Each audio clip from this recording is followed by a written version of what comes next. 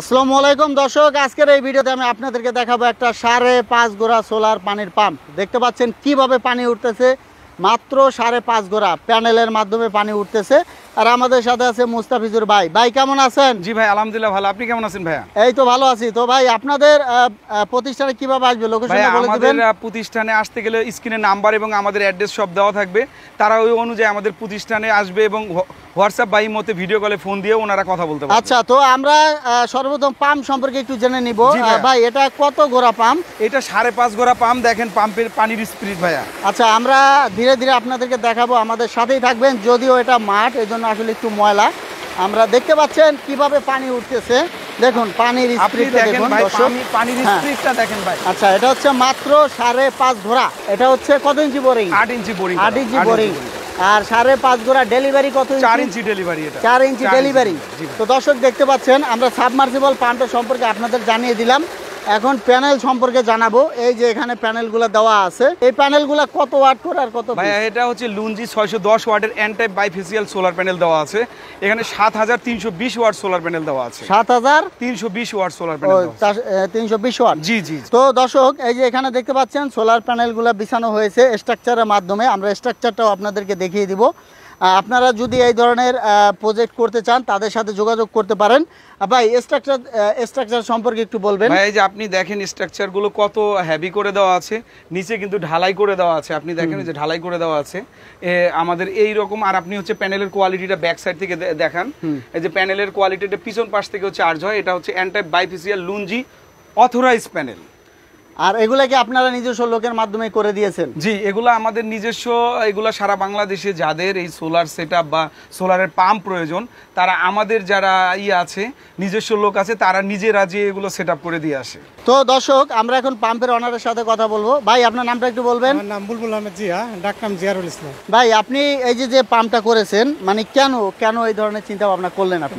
চিন্তা ভাবনা করলাম এই জন্য যে দেখা যাচ্ছে তেল লাগে না, কারেন্টের বিল লাগে না। আচ্ছা, একবারে সেটআপ করলে আর কোনো খরচ নেই? আর কোনো খরচ নাই, একটু সঞ্চয় হওয়ার আশায় এগুলো করে। আচ্ছা, আর এই আপনাদের এলাকাটার নামটা বলে দিবেন। আমাদের এলাকার নাম ভবানীপুর।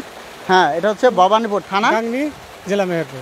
জেলা মেহেরপুর, গাংনী মেহেরপুর। আচ্ছা ঠিক আছে। তো দর্শক আমরা দেখতে পাচ্ছেন ভাই কিন্তু আচ্ছা দেখতে পাচ্ছেন এই ভাই কিন্তু সোলার পাম্প দিয়ে তার সেচের কাজ চালাচ্ছে। আপনি কি এটা 12 মাসই ব্যবহার করেন? সবসময় ব্যবহার করা হয়। সবসময় ব্যবহার করা হয়, যেহেতু এখানে মেবি পানি ওঠে না। আচ্ছা, এই যে পিছনে তো আমরা ধান দেখতে পাচ্ছি, এইটা কি ধান এখন চাষ হচ্ছে? এগুলো ধানের ভিতরে বিভিন্ন কোয়ালিটি আছে। মানে এখন বর্তমানে কি ধান চাষ হচ্ছে? এটা কোন সিজনের ধান চাষ হচ্ছে? এটা 11 ধানের বেশি। 11 ধান, তারপরে এর আগের বছরের কিন্তু 48 ধান। আচ্ছা, আর আপনার এই পাম্পের আন্ডারে কত বিঘা জমি আছে? আরে পাম্পের আন্ডারে অনেকগুলি জমি আছে। হ্যাঁ, আনুমানিক কত বিঘা হবে? কত? 50-60 বিঘা জমি। 50-60 বিঘা আপনি 5.5 ঘোড়া দিয়ে কভার করতেছেন?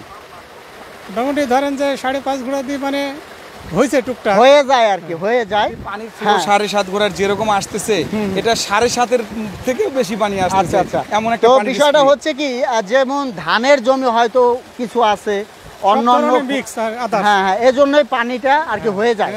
সব সময় তো ধানের জমিতে পানি দেওয়া হয় না। আচ্ছা, এক সময় অন্য জমিতে দিল, মরিচে দিল, আবার অন্যান্য ফসলে কিন্তু সব সময় পানি লাগে না। এজন্যই আর কি সব মিলিয়ে এভারেজে হয়ে যাচ্ছে আপনার।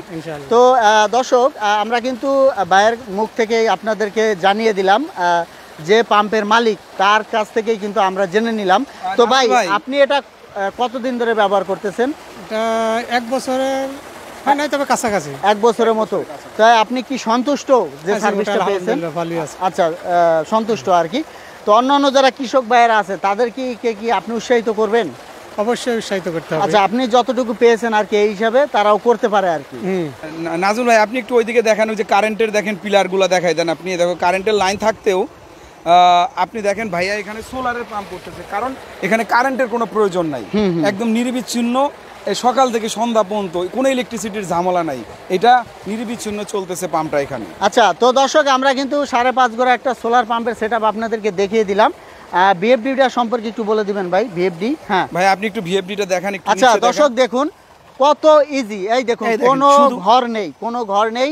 এই যে ভাই কিন্তু ভিএফডি এই যে এখানে রেখে দিয়েছে, আসে চালায় বন্ধ করে চলে যায়, কোনো ধরনের সিকিউরিটির ইস্যু নেই, কোনো ধরনের চিন্তা ভাবনা নেই, কারণ কারেন্ট যদি থাকে অনেকে শক খাওয়ার একটা চিন্তা ভাবনা থাকে।